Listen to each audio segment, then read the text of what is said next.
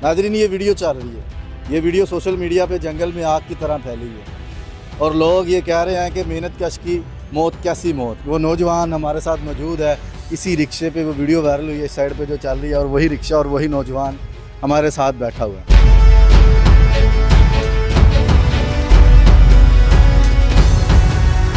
ਅਸੀਂ ਹਿਲਾ ਕੇ ਦੇਖ ਲਿਆ ਜ਼ਿੰਦਾ ਜਾਂ ਮਰਿਆ, ਕਿਸੇ ਨੇ ਹੱਥ ਤੱਕ ਨਹੀਂ ਲਾਇਆ। ਹਾਲਾਂਕਿ ਤੁਸੀਂ ਉਹਨਾਂ ਦੇ ਘਰਾਂ ਦਾ ਕੂੜਾ ਉਠਾਉਂਦੇ ਹੋ। ਹਾਲਾਂਕਿ ਮੈਂ ਉਹਨਾਂ ਦੇ ਸਾਰਿਆਂ ਦੇ ਘਰਾਂ ਦੀ ਸਫਾਈ ਕਰਨਾ, ਕਿਸੇ ਨੇ ਚੈੱਕ ਨਹੀਂ ਕੀਤਾ। ਬਾਕੀ ਉਹਨਾਂ ਨੇ ਇਸ ਕੋਲੋਂ ਨਹੀਂ ਚੈੱਕ ਕੀਤਾ ਕਿ ਗੰਦਾ ਬੰਦਾ ਹੈ ਤੇ ਅਸੀਂ ਮੁਸਲਮਾਨ ਹੀ ਹਾਂ।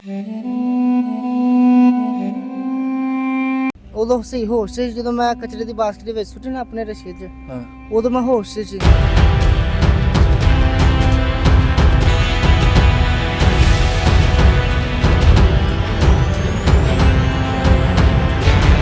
अस्सलाम वालेकुम नाज़रीन, आपका मेज़बान असलम मूसा आपकी खिदमत में हाजिर है और आप देख रहे हैं लाहौर की बातें।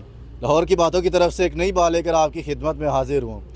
नाज़रीन ये वीडियो चल रही है, ये वीडियो सोशल मीडिया पे जंगल में आग की तरह फैली है और लोग ये कह रहे हैं कि मेहनत कश की मौत कैसी मौत है, और लोग उस पर पाकिस्तानी मुसलमान सारे फ़ख्र कर रहे हैं कि यार एक मेहनत कश मुसलमान की मौत कैसे हुई है और कितने सुकून से वो इस दुनिया से चला गया। लेकिन नाज़रीन इसकी जो कहानी है इसके बिल्कुल बरअक्स है, उल्ट है।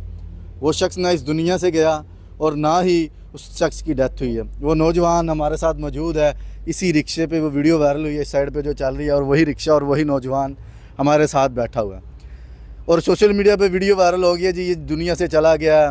और घर वाले भी इनके काफ़ी परेशान थे कि जब वीडियो वायरल हुई देखा कि हमारा जवान बेटा इस दुनिया से चला गया।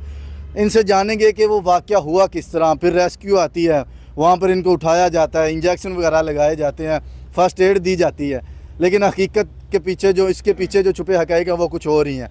आए आबिद की ज़ुबानी जानते हैं। अस्सलाम वालेकुम। वालेकुम सलाम। सर सबसे पहले क्या हाल है, ठीक है? शुक्र मालिक अल्लाह पाक बड़ा करम है।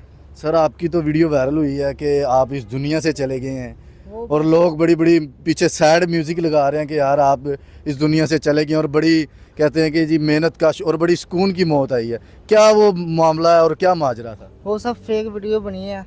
तो वीडियो तो रियल है। रियल है, वीडियो तो रियल है। तो मैं ਕੰਮ ਕਰਦਾ ਸੀ ਤੇ ਇੱਕ ਘਰ ਦੇ ਵਿੱਚ ਯਾਨੀ ਤੁਸੀਂ ਕਹਿ ਰਹੇ ਹੋ ਕਿ ਤੁਸੀਂ ਕੰਮ ਕਰਦੇ ਹੋ ਮੈਂ ਕਿ ਕਚਰੇ ਦਾ ਕੰਮ ਕਰਨੇ ਸੀ। ਯਾਨੀ ਘਰਾਂ 'ਚ ਕਚਰਾ ਆਹੋ, ਰਹਿਮਾਨਗੜ੍ਹ ਟਾਊਨ ਗਿਆ ਇੱਧਰ। ਅੱਛਾ। ਉਹਦੇ 'ਚ ਅਸੀਂ ਕੰਮ ਕਰਨੇ ਆ, ਘਰਾਂ 'ਚ ਕਚਰਾ ਚੁੱਕੀਦਾ, ਸਫਾਈ ਵੀ ਕੀਤੀ ਦੀ। ਤੇ ਉਹ ਇੱਕ ਘਰ ਹੈਗਾ, ਹੁੰਦੇ ਘਰ ਦੇ ਵਿੱਚੋਂ ਮੈਂ ਚੱਕਿਆ ਕਚਰਾ, ਉਹ ਵਿੱਚ ਸੁੱਟਣ ਲੱਗਾ, ਮੈਂ ਹੱਥ ਤੇ ਲੱਗ ਜਾਂਦੀ ਸਿਰਿੰਜ, ਯਾਨੀ ਇੰਜੈਕਸ਼ਨ ਜੋ ਘਰੋਂ ਮੇਂ ਹੋਤੇ ਟੀਕਾ ਲੱਗ ਜਾਂਦਾ ਹੱਥ ਤੇ। ਹਾਂਜੀ। ਤੇ ਉਹਨੇ ਜਾ ਕੇ ਮੈਨੂੰ ਬੇਹੋਸ਼ ਕਰ ਛੱਡਿਆ ਉੱਥੇ। ਤੁਹਾਨੂੰ ਪਤਾ ਹੀ ਨਹੀਂ ਸੀ, ਤੁਸੀਂ ਦੁਨੀਆ ਤੇ ਹੈ ਹੀ ਨਹੀਂ ਸੀ ਆਹੋ, ਉਸ ਟਾਈਮ ਮੈਨੂੰ ਪਤਾ ਹੀ ਨਹੀਂ, ਮੇਰਾ ਮੂੰਹ ਵੀ ਉਸ ਵੇਲੇ ਖੁੱਲਾ ਹੈਗਾ ਸੀ। ਹਾਂ। ਤੇ ਐਸਰੀ ਮੈਂ ਸੁੱਤਾ ਸੀ, ਤਕਰੀਬਨ ਘੰਟਾ ਪੂਰਾ ਉੱਥੇ ਮੈਂ ਐਸਰੀ ਲੰਮਾ ਪਿਆ ਰਿਹਾ। ਤੇ ਉਸੇ ਦੌਰਾਨ ਲੋਕਾਂ ਨੇ ਵੀਡੀਓ ਬਣਾ ਕੇ ਵਾਇਰਲ ਕਰਤੀ। ਆਹੋ, ਵੀਡੀਓ ਬਣਾ ਕੇ ਉਹਨਾਂ ਨੇ ਵਾਇਰਲ ਕਰਤੀ।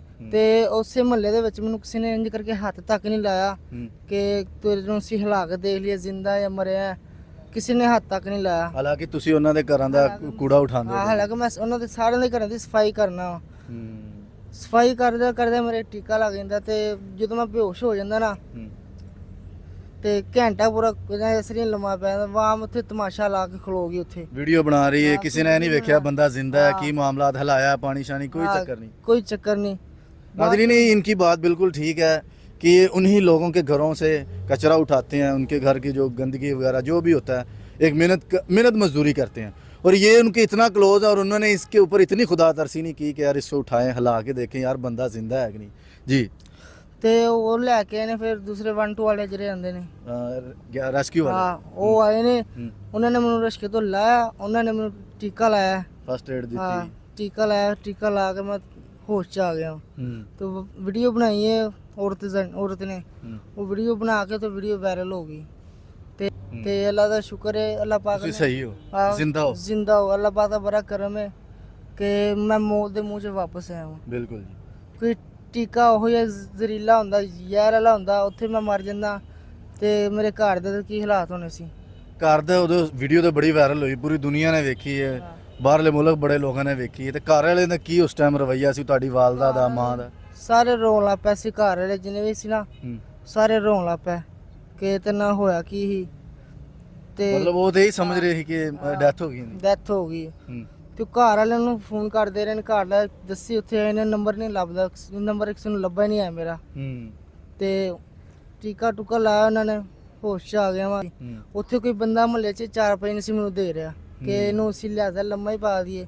ਉਹਨਾਂ ਨੇ ਮੈਨੂੰ ਜ਼ਮੀਨ ਤੇ ਲੰਮਾ ਪਾਇਆ 4 ਰੁਪਏ। ਫਿਰ ਉਹ ਰਹਿਸੇ ਵਾਲੇ ਜਿਹੜੇ ਆਉਂਦੇ ਨੇ ਉਹਨਾਂ ਨੇ ਬੁਲਾ ਆਖਿਆ ਯਾਰ 4 ਰੁਪਏ ਲਿਆ ਕੇ ਦਿਓ ਮੁੰਡੇ ਨੂੰ, 4 ਰੁਪਏ ਤੇ ਲੰਮਾ ਪਾ ਉਹਨੂੰ। ਉਹਨਾਂ ਨੇ ਫਿਰ ਮੈਨੂੰ 4 ਰੁਪਏ ਤੇ ਲੰਮਾ ਪਾਇਆ।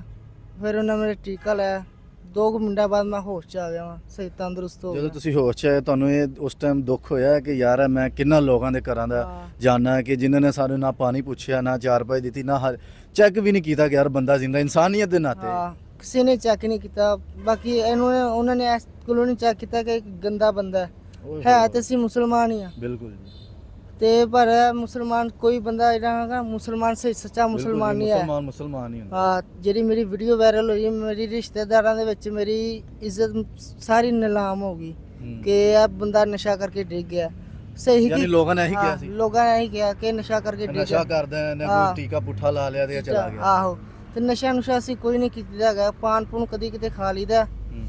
ਤੇ ਉਸ ਦਿਨ ਪਤਾ ਨਹੀਂ ਕੀ ਹੋਇਆ, ਟੀਕਾ ਟੁਕਾ ਲੱਗਾ ਤੇ ਉਹਨੇ ਬੇਹੋਸ਼ ਕਰ ਛੱਡਿਆ ਮੈਨੂੰ। ਤੁਹਾਨੂੰ ਕਿਵੇਂ ਪਤਾ ਲੱਗਾ ਕਿ ਤੁਹਾਡੇ ਟੀਕਾ ਲੱਗਾ? ਰੈਸਕਿਊ ਵਾਲਿਆਂ ਨੇ ਦੱਸਿਆ? ਉਦੋਂ ਮੈਨੂੰ ਪਹਿਲੇ ਉਦੋਂ ਸਹੀ ਹੋਸ਼ ਸੀ, ਜਦੋਂ ਮੈਂ ਕਚਰੇ ਦੀ ਬਾਸਕਟ ਦੇ ਵਿੱਚ ਸੁੱਟੀ ਨਾ ਆਪਣੇ ਰਸ਼ੀਏ 'ਚ, ਹਾਂ। ਉਦੋਂ ਮੈਂ ਹੋਸ਼ 'ਚ ਸੀ। ਜਦੋਂ ਮੇਰੇ ਟੀਕਾ ਲੱਗਣਾ, ਮੈਂ ਟੀਕਾ ਨਿਕਲ ਕੇ ਵਾਵਾ ਅੰਦਰ ਖੁੱਭ ਗਈ ਸਿਰਿੰਜ। ਹਾਂ। ਉਹ ਮੈਂ ਜਦੋਂ ਬਾਹਰ ਕੱਢਿਆ, ਖੂਨ ਨਿਕਲ ਆ ਪਿਆ। ਮੈਂ ਖੂਨ ਘੁੱਟ ਕੇ ਸਾਰਾ ਬਾਹਰ ਕੱਢਿਆ ਤਾਂ ਜ਼ਹਿਰ ਜ਼ੂਰ ਜਿਹੜਾ ਹੈਗਾ ਸੀ। ਤੇ 5 ਮਿੰਟਾਂ ਬਾਅਦ ਮੈਂ ਸਿੱਧਾ ਪੁਰ ਹੋ ਜਾਣਾ। ਨਾ ਪਤਾ ਹੀ ਨਹੀਂ ਮੈਨੂੰ ਲੱਗਦਾ। ਪਤਾ ਹੀ ਨਹੀਂ ਲੱਗਦਾ ਮੈਂ ਕਿੱਥੇ ਲੰਮਾ ਪਿਆ ਕਿੱਥੇ ਨਹੀਂ।